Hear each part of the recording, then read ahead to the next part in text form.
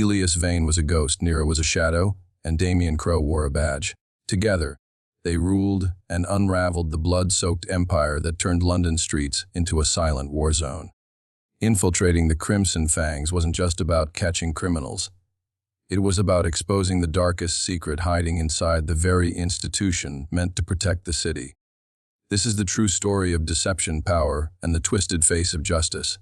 In the heart of South London, where narrow alleyways and aging council estates stood as silent witnesses to years of poverty and unrest, an organization had rooted itself so deeply into the city's underbelly that pulling it out risked tearing the entire system apart. This organization was known only by whispers, the Crimson Fangs. To outsiders, they sounded like just another street gang, another name in a long list of violent groups vying for power. But the Crimson Fangs were different. They didn't spray graffiti or fight turf wars in broad daylight. They didn't crave attention. They craved control. The man at the top was a name spoken with dread and mystery. Damien Crowe. No one had seen him in person. No confirmed photos existed, and no recordings of his voice had ever surfaced. His presence was like smoke, drifting through the cracks but never solid enough to grasp. Crowe operated with a kind of surgical coldness. He built layers of loyal lieutenants who communicated through encrypted phones and pre-arranged dead drops. If one lieutenant was caught, they only knew two others, never enough to link back to him. It was a structure perfected over years, designed to withstand betrayal, surveillance, and internal collapse. The cartel thrived on secrecy and silence. If someone talked, they disappeared. If a rival stepped forward, they were made an example of, usually found mutilated in a public place. It was a message that worked every time. Local law enforcement had to crack the cartel for years. There were arrests, raids, and interrogations, but nothing stuck. The police couldn't penetrate beyond the first layer. Witnesses vanished, cases collapsed, and juries were intimidated. For most officers, investigating the Crimson Fangs became a graveyard for careers. Then, something unusual happened. A low-level dealer named Leo Marks was found dead in an alley behind a pub in Peckham. He was 23, with a history of minor drug offenses and petty theft. On paper, he was no one special, just another disposable runner in a vast criminal machine. But there was something strange about the scene. Marks hadn't been killed in a standard execution.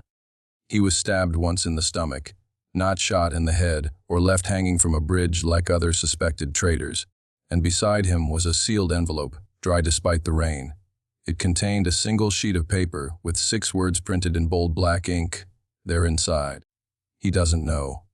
Detectives weren't sure what to make of it at first. Some thought it was a setup. Others believed it was the work of a rival gang trying to steer Cass. But one officer, Detective Rowan Miles, saw something else. A signal. Someone inside the Crimson Fangs was trying to communicate. And that meant, for the first time in nearly a decade, there might be a crack in the cartel's armor. Miles brought the envelope to Scotland Yard's Organized Crime Division, where it landed on the desk of Commander Serena Holt. Known for her ruthless efficiency and unshakable ethics, Holt had been requesting resources to go after the Crimson Fangs for years.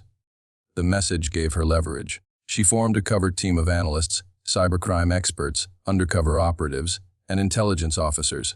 It was given a name that would never appear in public reports or funding statements: Operation Black Flame. The mission was simple in theory: identify, infiltrate, and dismantle the Crimson Fangs from the inside. But it would require a level of secrecy, patience, and precision unlike anything Scotland Yard had attempted before. This wasn't about catching street dealers or raiding stash houses. This was about finding a ghost named Damien Crowe and burning down an empire no one could see. Holt understood that the envelope wasn't just a clue. It was a countdown. Someone inside the cartel had taken a risk. A life was sacrificed to get the message out. If the task force didn't act fast, the leak would be sealed forever. And so, deep within the walls of a hidden operations room beneath the yard, a war began. One fought not with guns, but with silence, strategy, and shadows. Operation Black Flame began with a question no one could immediately answer. How do you fight an enemy you can't see? The Crimson Fangs operated like a myth. They left no fingerprints, no paper trails, and no visible leadership. Every move was calculated to avoid exposure, and every loose end was tied off with violence. For the task force to stand a chance, they needed someone who could slip through cracks, blend in seamlessly, and survive long enough to climb the ranks without drawing suspicion. They needed a ghost. Commander Serena Holt reached out to a contact in British intelligence who offered a name not found in any official recording: Elias Vane. Once an elite field operative with MI6, Elias had vanished 5 years earlier during a failed mission in Istanbul. Officially, he was declared dead.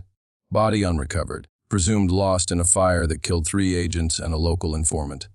Unofficially, Elias had orchestrated his own disappearance after realizing he had been betrayed by someone inside his own agency. Disillusioned, he went underground, using forged identities to drift across Europe, occasionally surfacing to offer services to criminal groups and intelligence brokers. He had no allegiances, no family, and no interest in redemption. But Holt knew the kind of man he was.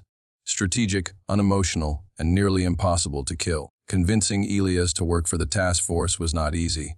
He didn't care about justice or duty. But Holt offered him 2 things: full immunity for all past crimes and access to the one classified file he had never managed to crack. The name of the mole who had sold him out 5 years ago. Elias agreed, under one condition: complete autonomy. He would go in without backup, without a wire, and without restrictions. To build his cover, the team created a false identity named Alex Zorin, a former arms smuggler from the Balkans with a history of transporting military-grade weapons to conflict zones. Using real incidents and blending them with fabricated records, Elias's new identity was bulletproof. He began operating in Eastern Europe, were establishing ties with black market dealers, creating a history of movement and credibility. After several staged deals and a deliberate tip-off planted with one of the Crimson Fangs' lower-level scouts, word began to spread in London's underworld. There was a new supplier in town, someone reliable, smart, and ruthless. It took 4 months for Elias to get noticed by Victor Dace, the Crimson Fangs' chief weapons handler. Dace was a terrifying figure, tall, expressionless, and known for torturing anyone he suspected of disloyalty. Cities, he met Elias in a nightclub basement in Hackney, where deals were made between beats of music and flashing lights. Elias passed the first test. He sold Dace a crate of modified rifles stolen from a shipment meant for paramilitary forces in Ukraine. The quality impressed Dace, and the ease of the deal made him curious. Elias offered more, claiming access to a warehouse of forgotten military gear, all off the books and ready for sale. Dace took the bait. He introduced Elias to more members of the inner circle: drivers, couriers, logistics men. Slowly, Elias started to observe the structure from the inside. He noted who gave orders, who carried them out, and who seemed to be watching everyone else. Through a series of coded texts and digital dead drops, Elias relayed everything back to the task force. The information was staggering: corrupt customs agents, laundered funds flowing through legitimate London businesses, encrypted communication networks that used disposable devices traded through third-party hands. But the deeper Elias went, the more dangerous it became. He was asked to join a night raid on a rival gang suspected of skimming profits. The Crimson Fangs didn't just intimidate, they executed. Elias witnessed 2 men shot in the head and their bodies dumped into the Thames. He kept his face blank, his heart steady. Any sign of hesitation would get him killed. He was no longer just pretending to be a criminal. In the eyes of the Crimson Fangs, he was one of them. Unknown to Elias, he was already being watched. A woman named Nira had taken notice of his sudden rise in quiet efficiency. She didn't trust him. She believed in patterns, and something about Alex Zorin's background didn't fit. While Elias worked his way in, Nira was already starting to pull on the threads of his story. Nira was unlike anyone Elias had encountered in his long and brutal career. She wasn't loud or visibly violent like Victor Dace. She didn't carry weapons or speak in threats. Instead, she controlled everything with her silence, her eyes, and her unmatched intellect. Within the Crimson Fangs, she was a ghost in her own right. Not because she was hidden, but because she left no trace. Her real name was unknown. She had no digital footprint, no official records of birth, education, or residence. Within the cartel, she was simply called Nira, and she was feared even more than Damien Crowe. Her role was to manage the flow of money, tens of millions generated through drug sales, weapons deals, human trafficking, and extortion. She ran the cartel's financial empire with surgical precision, laundering dirty money through construction companies, cryptocurrency exchanges, and high-end art auctions. She used small religious charities as fronts to move cash across borders and created fake shell companies that reported just enough income to avoid suspicion, but never enough to attract audits. Authorities had tried and failed to trace any link between the Crimson Fangs and Naira's network. Every trail led to a dead end. She was the invisible hand that kept the cartel's wealth growing, and more importantly, kept it hidden. Naira first noticed Elias, known to her as Alex Zorin, after reviewing his third successful transaction with Victor Dace. What caught her attention wasn't what Elias was doing, but what he wasn't. Unlike most new associates, he didn't make noise. He didn't show off wealth, throw parties, or try to impress. He kept his circle small and his profile lower than what she considered normal for someone moving dangerous hardware. That, to her, was the first red flag. She began an audit of his past quietly and without alerting anyone, not even Dace. As Naira dug deeper, she found inconsistencies. His ID and passport were flawless, but the immigration logs attached to them were too perfect. His financial footprint was realistic, but too clean, like it had been written by someone who knew exactly what authorities would look for. There were gaps in his timeline, blank years with no digital activity, no social media, no communication records. Naira was obsessed with patterns, and the gaps in Elias's backstory made her suspicious. She didn't confront him. She watched. Meanwhile, Elias had no idea he was being investigated from within. He had started focusing on the core of the cartel's operations, trying to map out the hierarchy that led to Damien Crowe. What he found instead was Naira. He noticed that when large decisions were made, about money, routes, deals, it wasn't Victor who made them, it was Naira. Even Victor deferred to her on critical choices. She didn't give orders in public. She whispered them behind locked doors, and suddenly people obeyed. Elias realized that she wasn't just Crowe's financial handler. She was his strategist, maybe even his equal. To get closer, Elias began making calculated moves. He suggested a way to bypass government scanners by hiding arms inside refrigerated medical containers. A strategy Naira found intriguing. She tested him by assigning him to oversee a shipment disguised as earthquake relief supplies headed for North Africa. Elias executed it flawlessly, earning her temporary approval. But trust was never freely given with Naira. Every successful task was followed by another, each more difficult and dangerous than the last. Then came the test that nearly broke him. Naira sent Elias to Marseille to finalize a weapons deal with a group known to be unpredictable and aggressive. It was a suicide mission wrapped as diplomacy. Elias realized it was a trap, a final measure to see if he would crack or flee. Instead, he staged an ambush, faked an attempted hit on himself, and even killed one of his own guards to make it look real. When he returned to London bloodied but alive, Naira greeted him with a nod and said nothing. That was the closest thing to trust he'd ever get from her. But while Elias was rising, Naira was already ahead. She had compiled a confidential report on him, encrypted and sent directly to Damien Crowe. And that report contained the first real threat to Operation Black Flame. Crowe now knew someone had infiltrated his empire, and he would stop at nothing to find out who. The report reached Damien Crowe in the early hours of a Wednesday morning. Delivered through a private courier system of handoffs and encrypted drives, it was reviewed in silence by a man the world believed didn't exist. Crowe sat in a high-rise flat in Canary Wharf, surrounded by expensive furnishings and complete anonymity.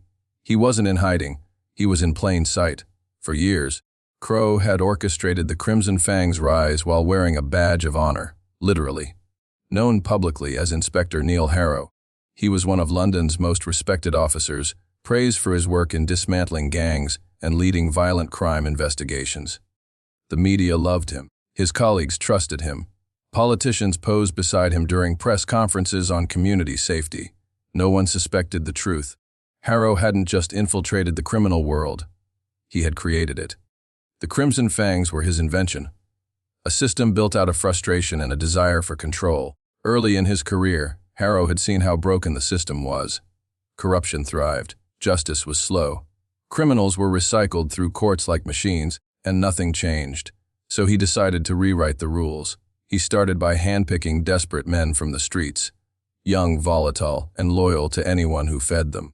He used his police knowledge to teach them how to operate in the shadows. Over time, they became something more than a gang. They became a shadow government of the underground, all answering to Crowe, though they never knew his true name. Crowe had relied on his double life for over a decade, managing operations during the day in uniform and pulling strings at night through lieutenants like Victor Dace and Naira. He kept his identities separate with obsessive precision, until Naira's report shattered the illusion of safety. Someone had gotten too close, Elias Vane, or Alex Zorin, as the cartel knew him, wasn't who he claimed to be. And Crowe understood what that meant. The system he had built was no longer airtight. Victor Dace was the first to fall. Crowe called him to a private meeting under the guise of discussing a weapons drop gone wrong. What Victor didn't know was that Crowe had already decided he was the weak link. Dace's closeness to Elias had been tolerated, even encouraged, but now it was a liability. Within hours, Victor's body was found hanging from a rafter inside an abandoned warehouse in Stratford. The message was clear: loyalty had limits. Naira disappeared the same day. Whether Crowe had ordered her death or she had fled on her own, no one knew. All that remained was a single burner phone left on a park bench, containing one final message: he's not the only one watching. It was unclear who she meant: Elias, the police, or someone else entirely. Elias, still unaware of Crowe's true identity, received news of Dace's death through encrypted channels and instantly understood the significance. He was burned. But what he didn't know yet was who had exposed him. As he prepared to disappear, he intercepted a shipment manifest bearing a falsified customs seal, a detail that only someone inside the police could access. It was a clue, and it pointed to something far darker than cartel corruption. The mole wasn't just feeding information to the Crimson Fangs. The mole was the cartel. Digging deeper through covert searches, Elias stumbled upon a restricted file buried in the police database. The IP address that approved key criminal seizures, the author of multiple anti-gang operation blueprints, it all led back to one man, Inspector Neil Harrow. The revelation hit like a brick wall. The man who had authorized Operation Black Flame, who had funded community safety programs and stood at podiums demanding justice, was the mastermind of the very violence he publicly condemned. It was the ultimate disguise, and it explained everything: the failed raids, the silenced witnesses, the arrests that never reached trial. Crowe had been killing the truth from the inside. Elias knew there was no time left. Crowe was eliminating anyone who could expose him. The entire task force was at risk, and if Harrow learned how close Elias was to unmasking him publicly, the next body found wouldn't be in a warehouse. It would be Elias himself. Elias Vane knew there would be no second chance. With Victor Dace dead and Naira vanished, Damien Crowe, Inspector Neil Harrow, was moving swiftly to close all gaps. Operation Black Flame was now hanging by a thread, and Elias was the last strand keeping it alive. Every moment he stayed in London was a gamble. Crowe's network inside law enforcement was deeper than anyone had imagined. Internal Affairs had already unknowingly leaked 2 minor case updates. The task force itself could be compromised. Elias needed a solution, and he needed it fast. He reviewed everything he had: transaction records, surveillance photos, smuggling manifests, encrypted messages. None of it was enough. While the evidence pointed toward Crowe, there was nothing that directly tied him to criminal activity. The man was too careful. He used proxies, manipulated operations through layers of silence, and never issued a command without cover. If Elias exposed him now, it would be his word against one of the most respected officers in Britain. Crowe would walk free, and Elias would disappear, this time for real. The only path left was betrayal, from someone close to Crowe. Elias turned to the one person in the department who had always felt uneasy about Harrow's perfection: Detective Morgan Lay. A rising star in the force, Lay had worked under Harrow for years and had grown suspicious of his quiet control over high-profile cases. She had once joked that Harrow seemed to know things before they happened. But Lay wasn't just smart, she was clean, stubbornly so. If anyone could be convinced to go against a legend, it was her. Elias arranged a meeting in an abandoned underground car park. There, under flickering lights and silence, he revealed the full story. He handed over documents, recordings, and the hidden files connecting Harrow to fake charities and smuggling routes. At first, Lay refused to believe it, but the details were too precise. Dates matched, names aligned. She found records of raids that had been delayed without explanation. Raids that would have brought down key Crimson Fangs, operations if they had happened on time. Harrow had stalled them all. Still, even with her belief, the task was enormous. To bring down someone like Harrow, they needed irrefutable proof and a confession if possible. So Leigh agreed to the riskiest move of her career. She wore a wire. The setup was delicate. Leigh arranged a private meeting with Harrow under the pretext of requesting transfer papers for an interagency position. The conversation began as expected, professional, calm. Then she steered it toward the recent gang escalations and how Elias, or Zoran, had managed to infiltrate the Fangs so quickly. Harrow deflected at first, then grew colder. Leigh pushed harder, suggesting that someone in law enforcement must be feeding the cartel. That's when Harrow made his mistake. With a subtle shift in tone, he said, "Sometimes, to clean the streets, you need to get your hands dirty first." It was a line wrapped in philosophy, but it was enough. He went on, unknowingly recorded, talking about how some structures have to be built outside the system to fix the system. He didn't say the name Crimson Fangs, but he didn't have to. The file he handed her, intended to reassure her of his legitimacy, included financial documents from one of the fake charities tied to a known laundering route. That alone placed him inside the criminal infrastructure. Within hours, Elias and Leigh delivered the recordings and documents to Commander Holt. The decision was made immediately. Harrow would be arrested in the most public way possible to avoid interference. During a live press briefing on gang prevention strategies, he was surrounded by officers and handcuffed mid-sentence. The footage aired across every major network. The shock rippled through the city. Headlines screamed betrayal. Communities demanded answers. Harrow was charged with conspiracy racketeering, obstruction of justice, and multiple counts of facilitating organized crime. Operation Black Flame had succeeded, but the cost was deep. Naira was never found. Some speculated she vanished with millions. Others believed she had always been the true mind behind the empire and had simply moved on. Elias disappeared once again, his file marked closed. Detective Leigh earned commendations, but carried the weight of knowing she had helped destroy her mentor. The Crimson Fangs collapsed, but the damage lingered. Streets felt safer, but trust in authority was cracked. The city learned that monsters don't always hide in shadows. Sometimes, they wear uniforms and smile for cameras.